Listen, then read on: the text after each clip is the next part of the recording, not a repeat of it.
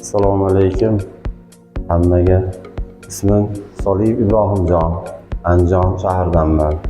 Mana men hamma klinikaga grija kasalligi bilan keldim, yurolmay keldim.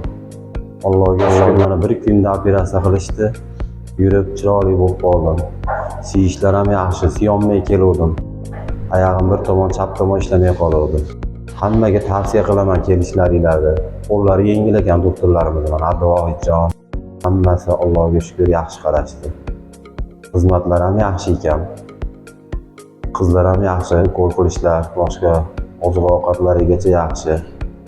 Yotoqlar zo'r. Sharoitlari zo'r ekan, juda ham.